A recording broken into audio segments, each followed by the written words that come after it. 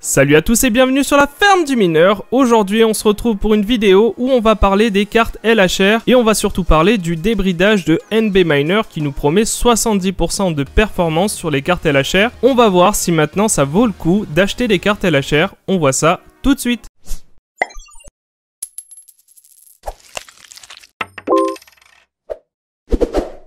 Alors petit rappel de ce que sont les cartes LHR, eh bien ce sont des cartes qui ont été bridées par Nvidia, je précise que ça ne concerne que les cartes Nvidia et pas les cartes AMD, et donc ce sont des cartes qui sont bridées à 50% de leur puissance de calcul sur certains algos. Par exemple, vous avez le Dagger Hashimoto qui est l'algorithme de l'Ethereum.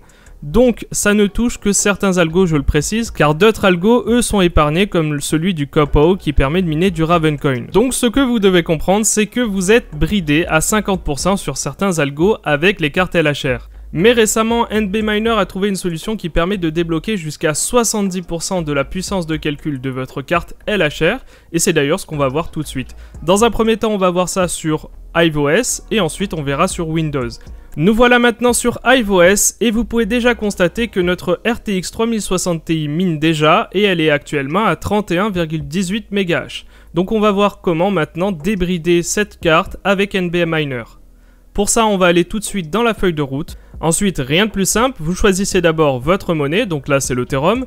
Vous choisissez votre portefeuille, votre pool, nous on a choisi Crazy Pool. Et ensuite vous choisissez comme mineur NB Miner. C'est aussi simple que ça. Dans NB Miner Configuration, vous pourrez constater que votre carte est détectée automatiquement comme LHR. Donc c'est-à-dire que NB Miner reconnaît les cartes LHR et met en place l'argument LHR. Faites bien attention d'être sur la dernière version de NB Miner pour pouvoir profiter justement de ce débridage. Ensuite, vous n'aurez plus qu'à appliquer les changements et à lancer votre feuille de route. Maintenant, on va lancer un Hive Shell. Et comme vous pouvez le constater, on a déjà nos premières erreurs. Alors rien d'alarmant, c'est tout à fait normal. C'est sûrement notre overclockage qui est sûrement un peu trop élevé. C'est pour cela qu'on va baisser notre memory clock. Et effectivement, quand vous augmentez un peu trop la mémoire, la fréquence de la mémoire, eh bien vous avez souvent des crashs. Et on va régler ça tout de suite, tout simplement en abaissant la fréquence mémoire, en passant de 2400 à 2100 et en appliquant. Et bien voilà, après quelques ajustements, on obtient sur cette carte RTX 3060 Ti LHR, eh bien 41,28 MHz.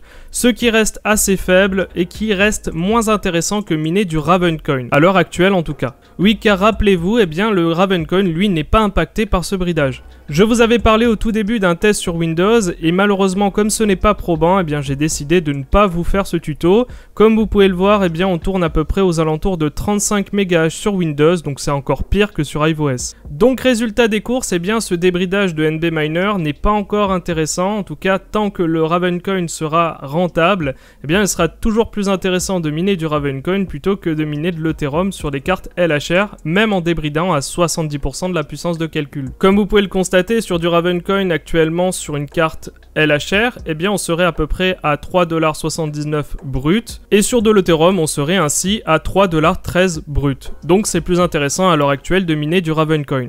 Voilà, la vidéo est maintenant terminée, merci de nous avoir suivis jusqu'au bout. Si vous avez aimé la vidéo, n'hésitez pas à nous mettre un like, n'hésitez pas à vous abonner si ce n'est pas déjà fait et on se retrouve pour de prochaines vidéos. Ciao!